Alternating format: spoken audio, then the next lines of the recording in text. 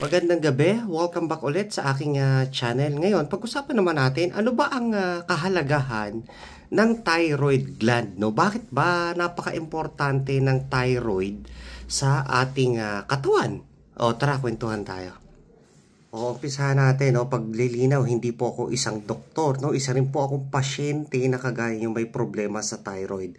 Okay, i-discuss ko ang kahalagahan ng thyroid at ano ba ang thyroid sa abot ng aking makakaya at bilang isang professor na rin ng Human Anatomy and Physiology. Start na tayo. Okay, yung ating thyroid gland, no? Makikita siya dito sa may bandang ibaba ng ating leeg, no? Madalas maririnig nyo yung hyperthyroidism, hypothyroidism, o kaya yung tinatawag nating mga nodules, carcinoma pagdating sa thyroid. No? Yun yung mga madalas nating ma-encounter na problema po ng thyroid. Isama na rin natin yung thyroiditis. Okay, ang thyroid po, malaki po ang kanyang ginagampanang papel para tumakbo ang ating katawan ng maayos sa pang-araw-araw na buhay. Okay? Umpisahan natin ang metabolic rate. Ano ba ang metabolic rate? Kaya minsan, nagkakaroon po tayo ng mabilis tayong pumayat, mabilis po tayong mag-gain ng timbang or madagdagan ang timbang, no? Yung po yung metabolic rate. Halimbawa, kumain po tayo. Kumain ka ng tanghalian. Yung kinakain po natin na pagkain, siya pong dinadigest ng ating katawan at siya namang ikino-convert ng ating katawan into energy. At siya po ang ating nagiging lakas, no? Yung mga carbohydrates na yan, yung mga fats, protina, yan po, kino-convert po yan ng ating katawan para maging enerhiya para magampanan mo yung araw-araw. Okay, yun yung metabolic rate, no? Kung may hyperthyroidism ka, anong nangyayari? Sa sobrang bilis ng ating metabolismo, ng paglusaw ng katawan, inilalabas lang po natin yan. Hindi po natin siya na-absorb ng ayos. Kaya po tayo dumudumi ng sobrang dami. Hindi siya diarrhea buo siya pero inilalabas mo, ang tendency, pumapayat ka. Wala kang na-absorb na nutrition sa mga kinakain mo. Sasabihin mo, doktor, pag chinek up ka, no, doktor, ang lakas ko naman pong kumain. Kumakain naman po ako ng healthy. Bakit payat pa rin ako? Well, dahil nga sa metabolic rate na tinatawag. Okay? Kasi nga, may hyperthyroidism ka. Isa sa mga problema yon sa thyroid. Ito naman, metabolic rate ulit, no? Kumakain, hindi naman ako kumakain ng masyado. Bakit ang nangyayari sa akin? Nagigain ako ng timbang or tumataba ako. Well, mabagal ang metabolismo mo, no? Hindi mo nadadigest ng maayos or hindi nadadigest ng katawan mo yung kinakain mo ng maayos. So, nai-store siya. Okay? So, nai-store siya, hindi siya na ipupunta yung mga nutrition din sa katawan mo. So, anong nangyayari? Tumataba ka ngayon. Tapos, mabagal pang metabolism mo. At the same time, hindi ka rin nakakadumi ng regular. Minsan, dumumi ka sa loob ng 1 linggo, 3-4 na beses lang. Kasi constipated ka, no? Isa sa sintomas yun ng hypothyroidism naman. Okay, yun yung metabolic rate, ha?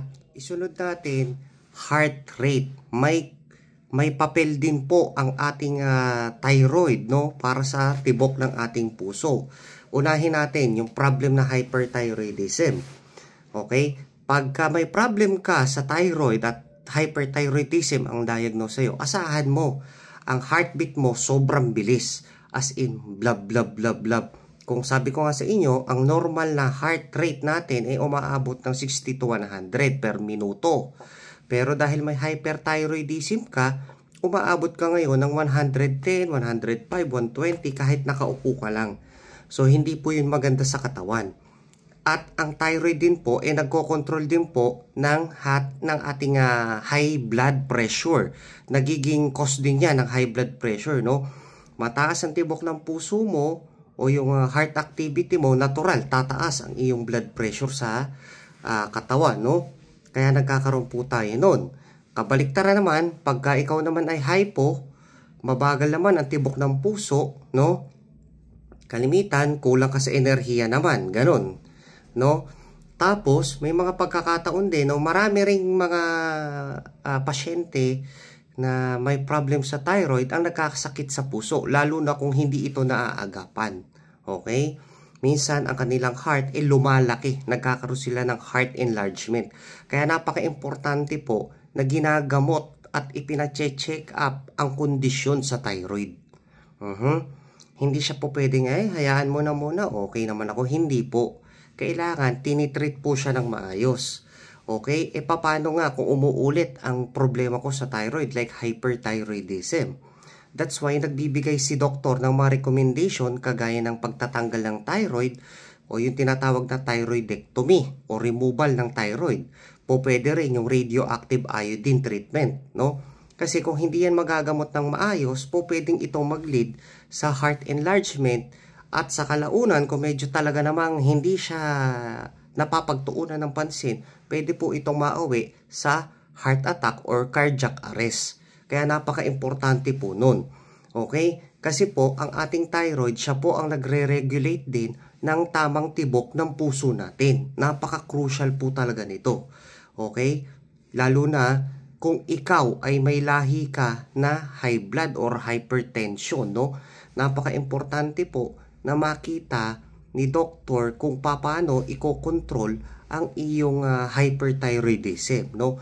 So ganun ka-importante, although maliit na part lang ang thyroid natin, pero sobrang laki po ng kanyang role sa pangkalahatan natin. Okay? Sunod, may function din po o may ginagampanang papel din po ang thyroid sa ating utak, sa ating brain, sa nervous system, no? Kung paano tayo nakakapag-isip, kung paano po tayo nakakapag-concentrate ng maayos.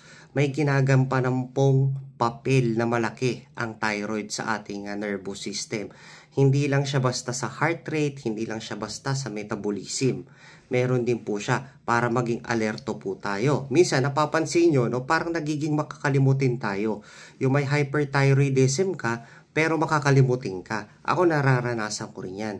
Sa hypothyroid naman, minsan na-experience natin na parang ang slow natin or ang tagal nating ma-digest kung ano yung binasa mo or kung ano yung napapanood mo. Minsan magtataka ka pa na parang sasabihin mo, ano nga yun? Sige nga, babalikan ko ulit yung binasa ko. Parang hindi ko kasi na-gets. Minsan may ganon. Napaka-importante po niyan, lalong-lalo na sa ating mental alertness. Yan, kailangan po yan. Yung ating memory na ano nga yun, minsan parang nalimutan ko, alam ko to, nabasa ko to o kaya ano bang password ko dito sa cellphone, parang nalimutan ko, parang ang inilagay ko naman 1, 2, 3, 4, 5 bakit parang mali? Yun, may mga ganon kasi nakaka-apekto rin po siya sa brain development. O nga pala, no, sa mga baby, napaka-importante po talaga ng thyroid, lalo na sa kanilang development. Okay? So, hindi lang siya sa heart rate, hindi lang siya sa metabolic rate, pati rin po sa development ng brain at sa brain function po natin. Ito pa, no? Importante rin po ang ating thyroid sa bone and muscle development natin. Kung hindi mo gagamutin ang iyong hyperthyroidism at over ang production ng ating T4 and T3, kaya tayo namamayat, no, po pwede rin po tayo magkaroon ng bone problem in the future. Ganun po siya. Okay, po pwede kang magkaroon ng osteoarthritis, osteoporosis, ganun po. Kasi connected din po ang ating thyroid sa pagde-develop ng calcium o yung pagkontrol ng calcium sa ating katawan. Kasi may tinatawag tayong hormones na calcitonin. Okay? Kung hindi mo siya gagamutin, po pwedeng ang mga buto natin sa kasu-kasu, sa buong katawan, kasu-kasuan tuloy, po pwedeng maging marupok o malutong. Okay? Kaya napaka-importante po niyan. Kaya minsan, tinatanong po sa atin na may lahi ba kayo na problem sa thyroid? Kasi ang buto mo medyo mababa ang density. Minsan, itinatanong po yan. Ganun po kahalaga ang function ng thyroid. Hindi lang isa, hindi lang dalawa, hindi lang tatlo, hindi lang apat. Marami po. Okay? So, hanggat maaari, ang mga problema na na-encounter nyo sa thyroid ay ipa-check up. Huwag nang magpatumpik-tumpik, ipa-check up nang makontrol at mabigyan tayo ng magandang management ni doktor. Okay, sunod po na kahalagahan ng thyroid. Ang thyroid po nagre-regulate din ng body temperature natin. Okay, kagaya nga ng hyperthyroidism. Ang hyperthyroidism, sobrang sensitive natin sa init, hindi tayo makatagal. As in, irritable po tayo.